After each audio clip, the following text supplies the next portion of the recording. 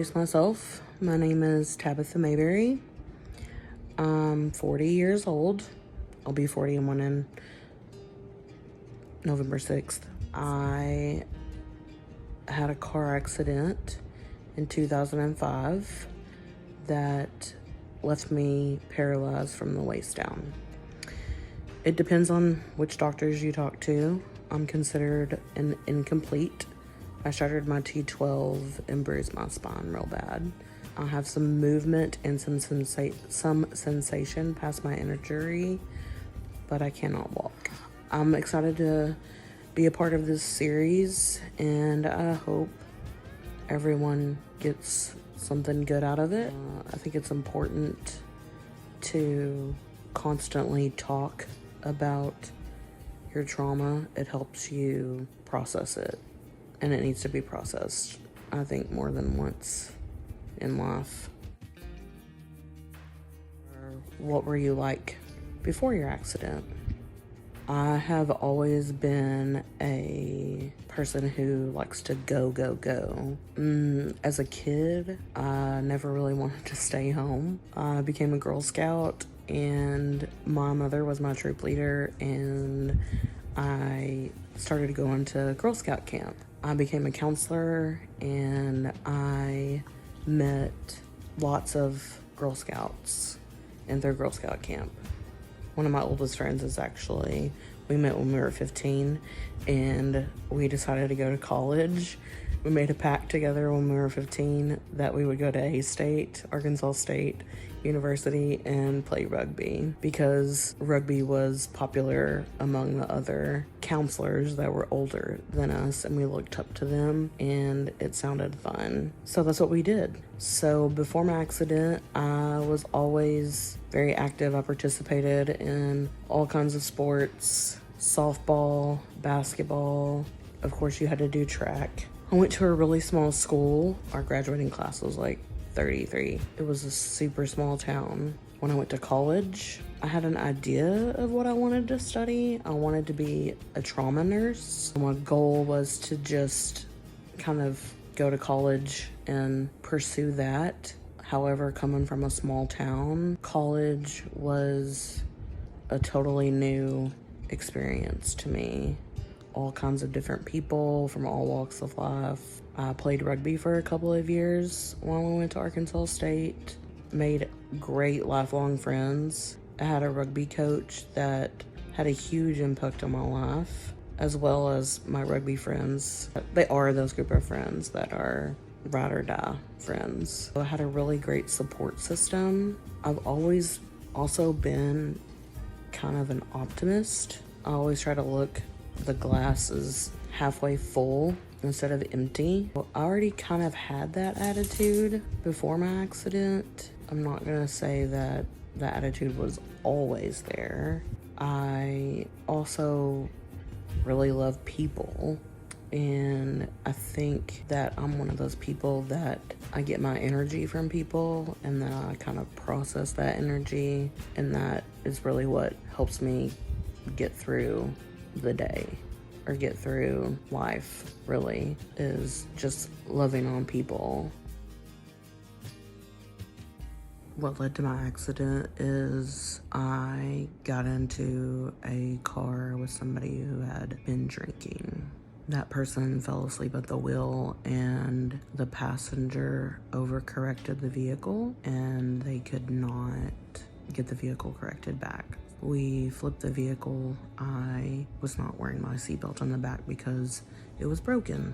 I remember waking up, being awake in the accident, somebody asking to pull me out of the accident. I told them no. They cut me out with the jaws of life. And I remember my legs were up in the air in the accident, and they were up against the driver's side seat. They were straight up in the air. When they pulled me out of the accident, I remember looking down to thinking my legs were still up in the air, and that's when I knew I had really hurt myself. I remember them putting me in the ambulance, the EMT saying, "I'm gonna start an IV." I said, "Go ahead." I blacked out.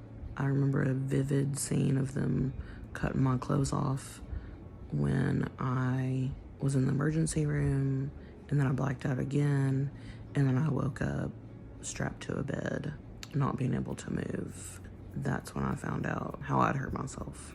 What happened was that the doctor said he thinks that I jerked forward and jerked back so fast that I broke the T12, which is like, I guess, the most vulnerable part, pivotal part in your back.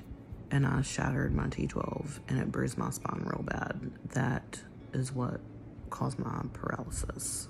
Yes, I knew the driver of my car accident. We were really good friends. We were actually on a fun trip in St. Louis with a couple of friends and my little sister. No one else was severely hurt in the car accident except for me. I was at St. John's Mercy and they were fantastic.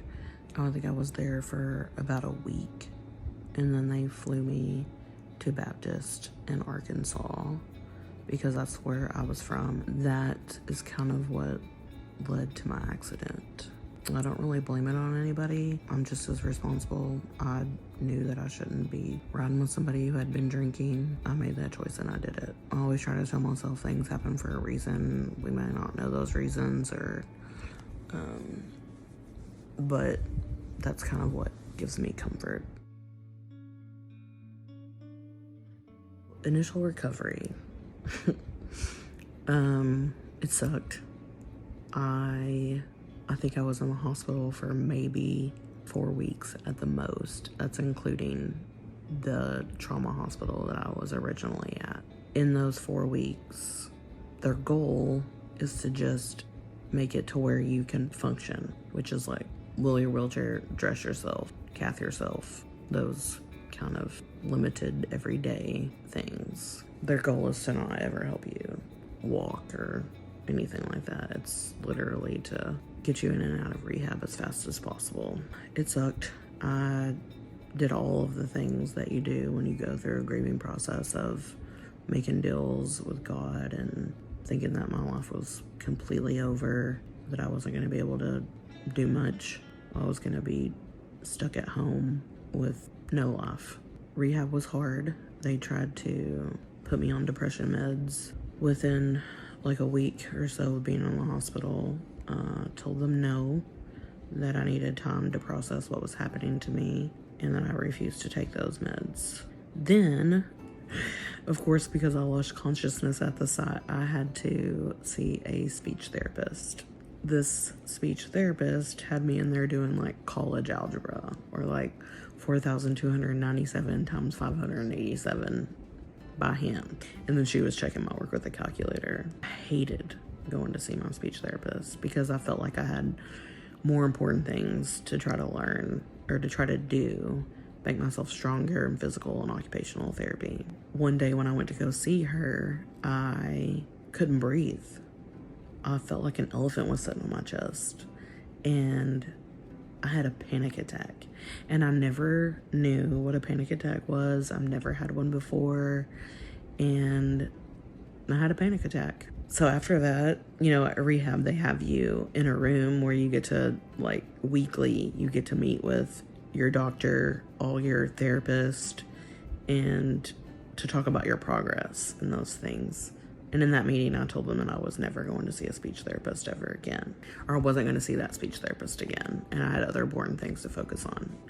So I didn't have to do speech therapy anymore. But after rehab, I got sent home with my parents, still in that very small town where accessibility is limited.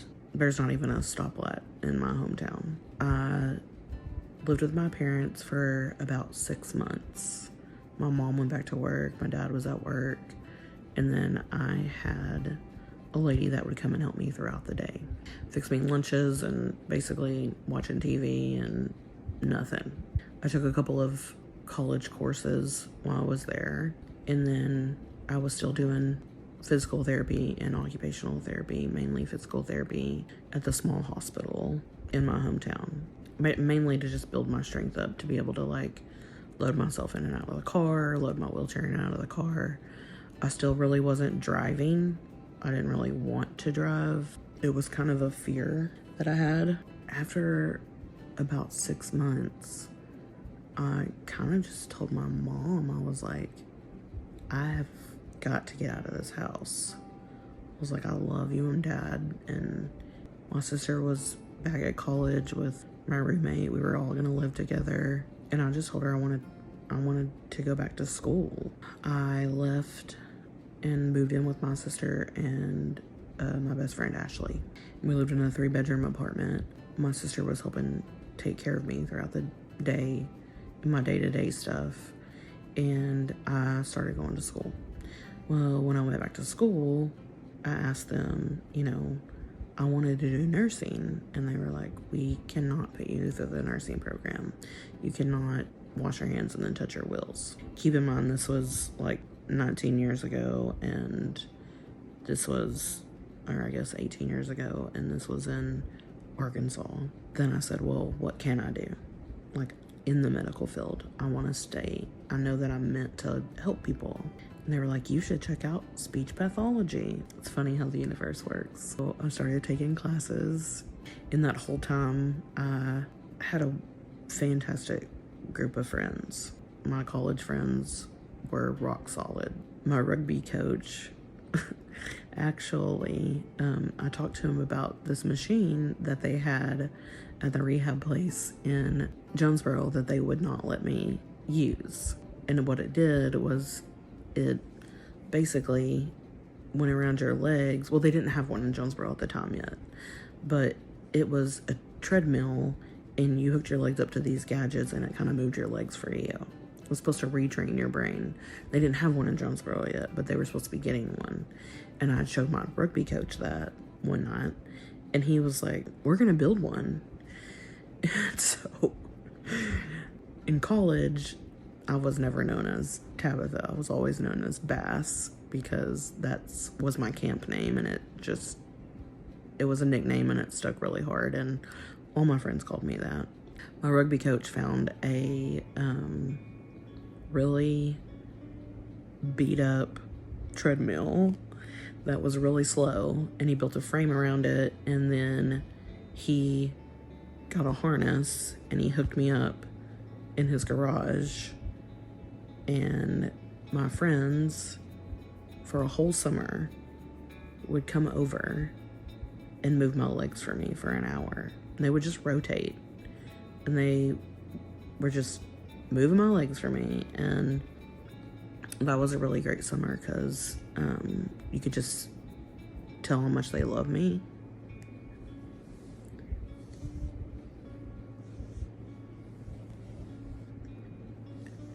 And really wanted the best for me. And so it was fun. I mean, lots of jokes, lots of laughs.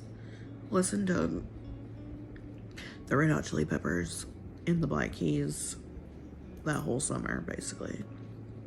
Stadium Arcadium. But eventually my legs started swelling up real bad, and I had to stop doing that. But they would call it bass walking.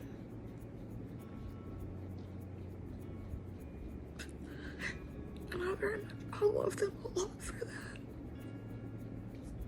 And I would say that's probably really what helped me get through, was that process, and then just the support, and like having fun, and people believing in me.